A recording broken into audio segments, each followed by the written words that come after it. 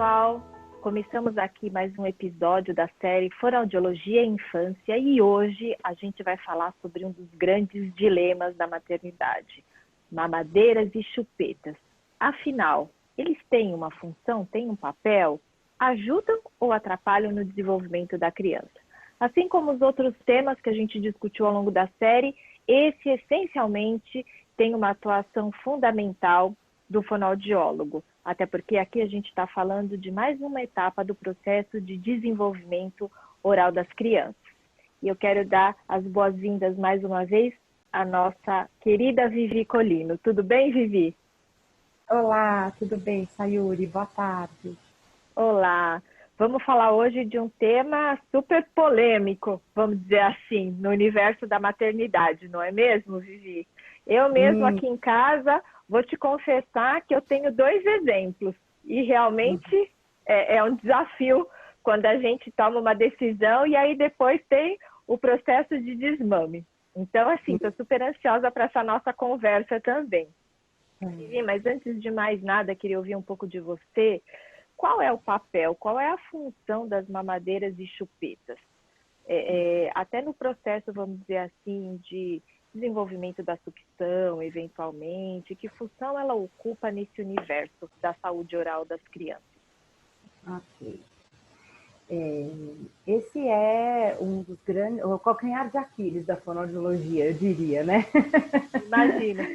Porque muitas vezes a nossa grande questão com as famílias é a gente lidar com a chupeta e com a mamadeira, né? E com a retirada desses objetos, Sem né? dúvida. Porque, né, Sayuri, é um terreno que assim, não existe certo ou errado, né? Porque cada família é uma família, cada família tem uma crença, em cada bebê funciona de uma maneira, né? Existem bebês que são mais sugadores, que têm essa característica, essa necessidade maior da sucção, e aí se a gente não atende isso, principalmente nos primeiros momentos aí do bebê, nos primeiros meses do bebê, onde a necessidade da sucção é muito grande, né? Eles choram, né? E aí a gente tem que ficar lá toreando aquele choro, né? Então, eu acho que a chupeta principalmente, né? Ela vai entrando aí nesse lugar de ajudar a mãe nesses momentos iniciais, nesse encontro que está se estabelecendo entre essa dupla mãe-bebê, né? Existem muitas teorias, eu acho que tem pessoas que defendem que a chupeta atrapalha no processo da amamentação, tem gente que diz que não interfere no processo da amamentação, né? A mamadeira é algo que a gente só usa em última necessidade, vamos dizer assim, né? Um caso de um bebê que ficou hospitalizado e que aí precisou da mamadeira por alguma intercorrência hospitalar, né? Às vezes existem duplas de mães e bebês que não conseguem engatar na questão da amamentação por N motivos, né? Embora hoje em dia a gente tenha muitos profissionais que possam ajudar, que podem ajudar a gente nesse processo para que essa amamentação possa acontecer de uma maneira mais bacana, porque o ideal é a amamentação, né? Não é a mamadeira. Sem dúvida. Agora, às vezes acontece, né?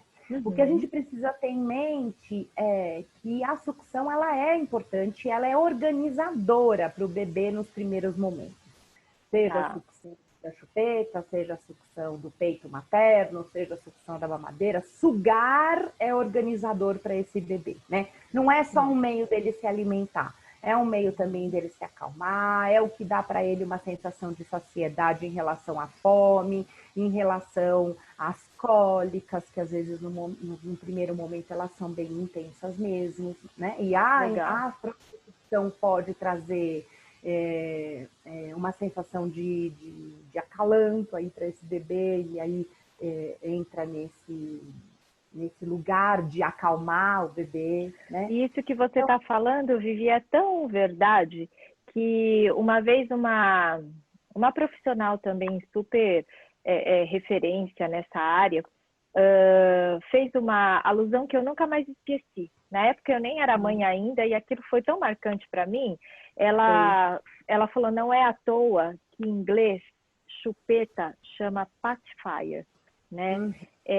E que tem essa função de pacificador mesmo do bebê, né? Não estou aqui defendendo uso ou não uso, não é isso, mas não podemos negar que ele ocupa esse papel, né? No contexto da criança, do bebê, e alguns autores eu li também que defendem que a chupeta ela pode ajudar no desenvolvimento, na aquisição do processo de sucção dos bebês. Você compartilha dessa opinião? O que você tem a dizer sobre essa questão? Eu acho que assim, que a amamentação é o primeiro lugar, né? O lugar primordial e que eu acho que a gente deve incentivar nesse sentido, né? Sim. Aqui dizendo, desculpa te interromper, aqui eu tô fazendo assim, uma colocação no sentido da chupeta como algo complementar à amamentação, até porque obviamente, né, que a chupeta não vai substituir, mas como um item complementar ao processo de amamentação. Como você enxerga isso? Então, eu enxergo que tem muitas famílias e que tem muitos bebês que precisam, e que eu acho que tem a ver muito com a característica deste bebê e com essa mãe, né? E com os ideais que essa mãe tem na cabeça. Tem mães que, quando estão grávidas, dizem: o meu bebê não vai usar chupeta. E ela se imbui disso, né? E ela dá conta, porque assim... De sustentar essa decisão. De sustentar essa decisão. Você está falando uma palavra muito bacana, porque assim, essa é uma decisão para ser sustentada, porque os bebês choram, né? Então, se a gente vai bancar, eu não vou dar chupeta, a gente tem que ir encontrando com esse bebê outros lugares para a hora que ele está com sono, para a hora que ele quer só um colinho, para a hora que ele está com cólica, né? Então, acho que a Sociedade de Pediatria fala para a gente, né? A Sociedade Brasileira de Pediatria fala para a gente que até 1 ano e 6 meses a criança tem essa necessidade da sucção. Então, a chupeta pode ser um auxiliar aí para a gente pensar nessa necessidade da sucção, né?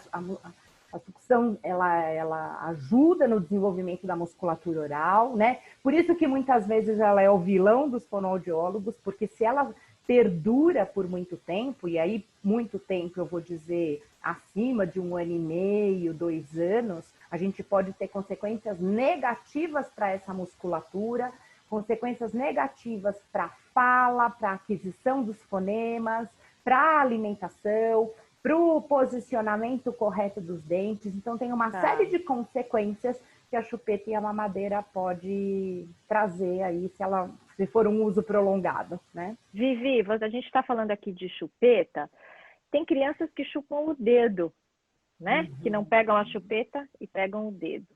E aí, vamos dizer assim, o impacto, a repercussão negativa num futuro, num uso prolongado, seria equivalente ao da chupeta ou tem alguma diferença em relação a isso?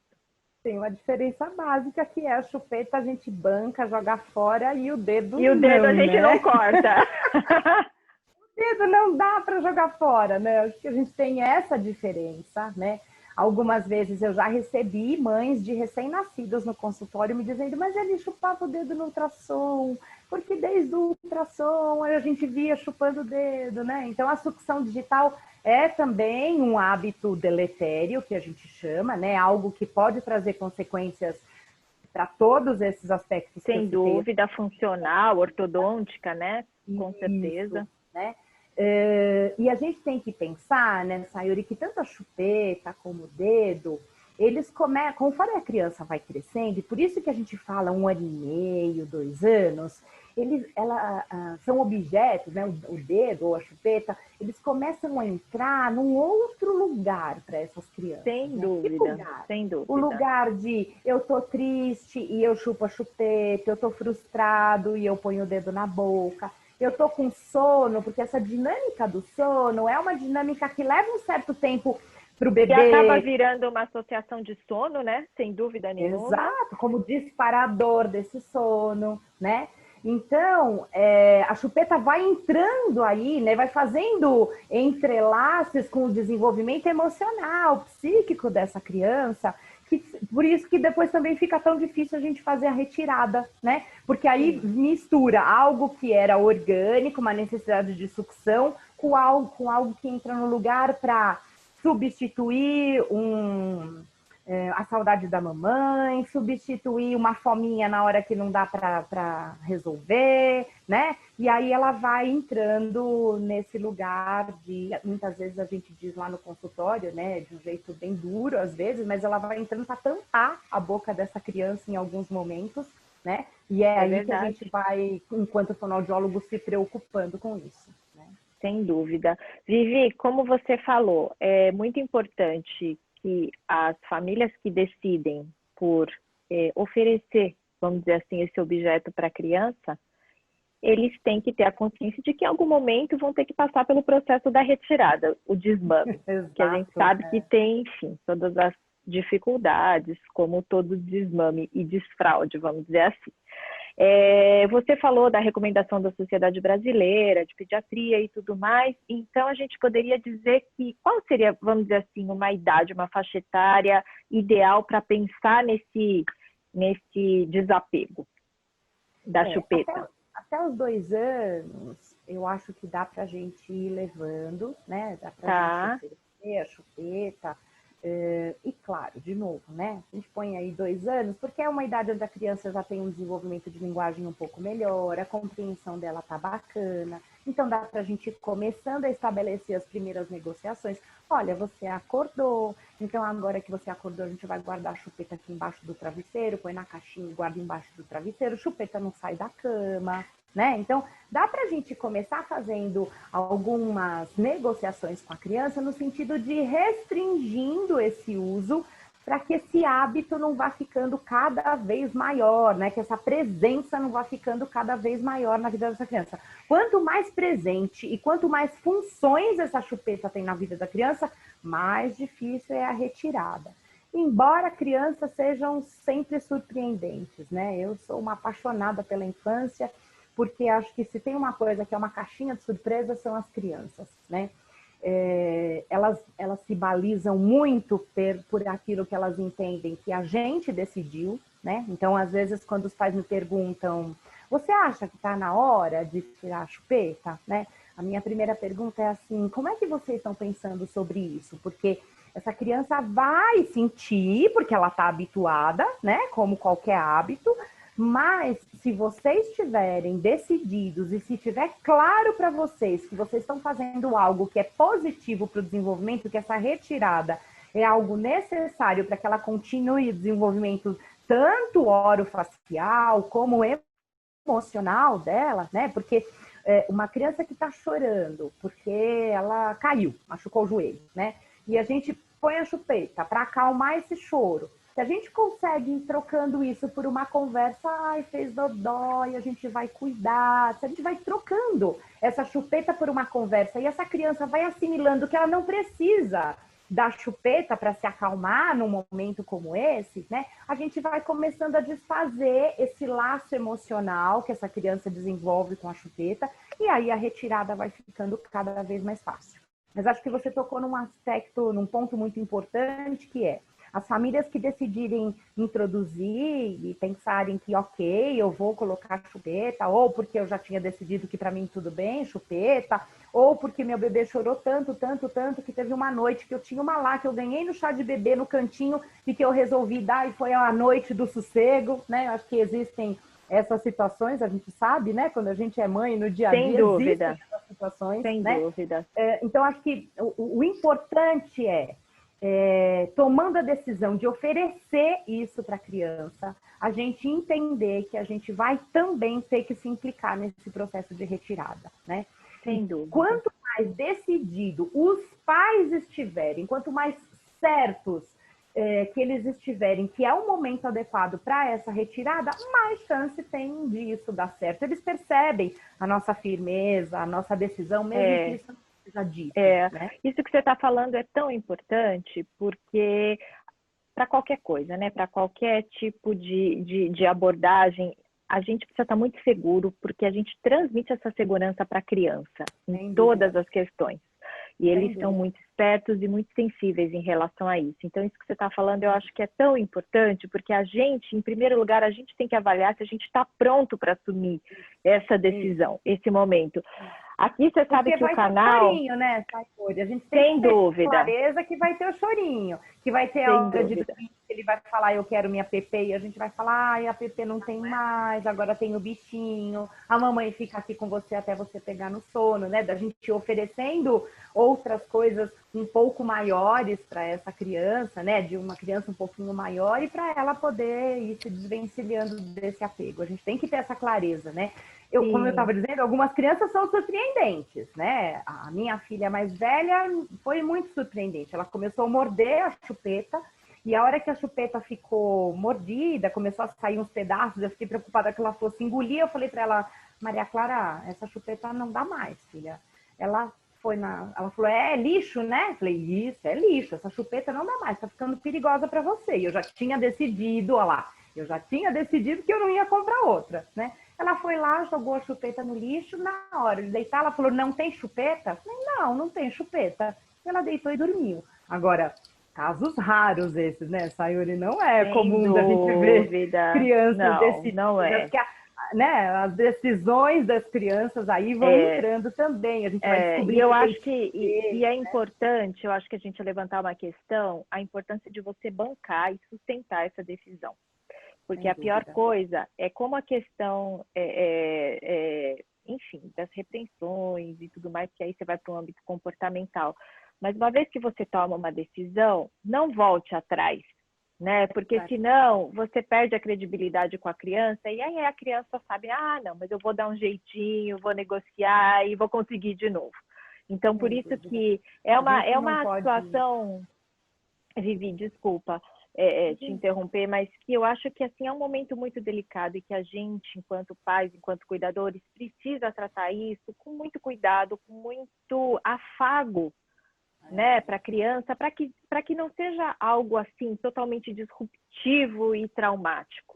Tem que ser um processo que aos poucos você vai conversando, vai trabalhando, a criança vai entendendo, porque eles têm essa capacidade, né, cognitiva de assimilar essa conversa. E eu vou te dizer aqui, assim, a vida como ela é, como eu sempre digo, né? E a nossa proposta aqui desse bate-papo é trazer a vida real mesmo, as dores da maternidade. Eu aqui em casa, eu tenho os dois exemplos. A Sarinha, que chupa a chupeta, e o Gabriel com o dedo. E o Gabriel não quis de forma nenhuma pegar a chupeta. Ele jogava fora a chupeta e punha o dedo. Aí eu desencanei e falei, beleza, eu vou deixar. E eu tinha decidido começar esse processo de retirada quando a Sara tinha nascido. Na minha cabeça, lá, né? A Sara vai nascer, tal, eu começo. Ele tinha 2 anos na época. Só que eu percebi que não era aquele momento, porque como você falou, tem todo um contexto junto, né? afetivo, emocional, e o dedo é uma muleta, Tá é chegando o aquele irmão, né? afago, né? É o meu lugar de bebê. Então, eu acho que é importante isso que você falou, é tão importante da gente ter a sensibilidade de enxergar, é o momento, como está o meu sistema familiar nesse momento, como está a minha vida, que contexto essa criança está. Podemos fazer isso de uma forma tranquila, para que não seja sofrido para ela e nem para mim? Então, eu acho que esse olhar é muito importante, né, Vivi? Porque aí, uma vez que você toma essa decisão, é nesse ponto que eu queria chegar. Tomou a decisão, aí sustenta até o fim. Né? E aí, realmente, eu reavaliei e falei, não, agora não é o momento. É muita elaboração para ele. Né? E aí para você, né? Chegada de outro bebê, manejando o ciúme do mais velho com o bebê, é muita coisa para a mãe também lidar, né? Para a família. Né? Então eu acho que é como você falou. Você tá falando... Desculpa. Não, imagina, já concluí. Eu dizer que não, eu só queria dizer assim que tem muitas vezes que na vida prática a gente tem que levar em consideração todos esses cenários. A decisão não é o preto no branco, né? Sempre. Eu acho que de uma forma amorosa e respeitosa com a infância, né? A gente sempre tem que pesar as nossas decisões, mas acho importante a gente marcar, né? Você foi marcando isso na sua fala, que a gente faz de uma maneira amorosa, respeitosa, paulatina, não precisa ser de uma vez, né? Mas acho que é importante que a decisão esteja tomada para a gente ir caminhando nessa direção, né? E as crianças também vão aprendendo o valor da palavra também com as nossas ações. Se a gente diz não tem mais chupeta, e na primeira noite que ela está enfrentando a dor da separação da chupeta, ela chora e a gente não consegue, enquanto adultos, suportar esse choro e ajudar ela a passar por esse choro, e a gente abre o armário e tira uma chupeta nova lá do armário, a nossa palavra vai ficando muito enfraquecida com essa criança, o que vai tornando esse processo cada vez mais difícil e doloroso para ambos, né? Para os dois lados. Sem dúvida, Vivi. Tem que pensar sempre no valor da nossa palavra, com amor, com afeto, com respeito à infância, mas com a firmeza que o lugar do adulto nessa relação sempre pede, né, em algumas situações, quando a gente cria uma criança, né? Sem dúvida nenhuma, esse é nosso papel, né, Vivi? E um papel importante, desafiador, né, com todas as suas dores, com todas as suas questões, mas, como eu sempre digo, faz parte do pacote de ser mãe, né? E ser mãe, que eu digo aqui, generalizando, mas, enfim, o responsável, o cuidador dessa criança. Eu adorei a conversa, muito obrigada, acho que foram dicas e um compartilhamento de informações muito rico para quem está passando por esse momento, e faz a gente repensar e ressignificar muitas crenças, né? Eu te agradeço por esse espaço, porque é um jeito, né, um lugar também dos pais saberem que eles podem contar com o fonoaudiólogo como um orientador, que a gente não precisa contar com o fonoaudiólogo só quando tem um problema, uma patologia, mas como alguém que pode orientar a viver esse processo, ajudar a pensar estratégias que às vezes na cabeça do pai e da mãe não estão claras, né? Então, de contar com o fonoaudiólogo nesse sentido também, né? E aí, mais uma vez, eu acho que eu complemento a tua fala dizendo que fica claro aqui a abrangência de atuação desse profissional nas questões da infância, e não só as questões, vamos dizer, relacionadas a algum distúrbio de fala, de linguagem funcional, mas também nesse processo de ajudar a olhar a criança como um ser humano, como um indivíduo, e poder contribuir nesse desenvolvimento, né? Esse período da infância, que é um desabrochar, que é tão lindo, né? Tão único e tão lindo. E passa tão rápido, né? Sim, sim. Vivi, agora que eu tô com as minhas meninas um pouco maiores, eu às vezes morro de saudade de tudo isso que a gente está conversando. Passa muito rápido, com certeza. E passa muito rápido, assim como foi a tua série, que a gente conversou com você. A gente vai fechando aqui o nosso último episódio da série Fonoaudiologia e Infância. Foi uma delícia esse bate-papo, informações muito úteis, muito produtivas, e que com certeza a nossa ideia aqui é trazer diferentes visões para que os pais, as mães que estejam nos assistindo possam tomar as suas melhores decisões de acordo com as suas crenças, com os seus valores e com o seu contexto e seu sistema familiar. O nosso papel aqui é disponibilizar a informação da forma mais fidedigna e com consistência. Então, agradeço a tua disponibilidade, admiro muito o trabalho que você vem desenvolvendo nesses 25 anos, e foi uma honra tê-la aqui como parceira para essa troca conosco. Muito obrigada. Eu que agradeço mais uma vez pela oportunidade para falar sobre aquilo que faz meu olho brilhar, que é a infância. Muito obrigada, viu? Obrigada e parabéns mais uma vez pelo trabalho, viu, Vivi? Obrigada, e querida. Eu te aguardo para próximas conversas nesse universo da maternidade e da infância, tá bom? Tá bom, minha querida. Um beijo, obrigada, viu? Eu é que agradeço pela oportunidade. Tchau, tchau. Tchau. Pessoal, a gente vai ficando por aqui e eu encerro esse último episódio da nossa série Fonoaudiologia e Infância. Espero que vocês tenham gostado e te aguardo para os nossos próximos bate-papos. Um beijo e até lá!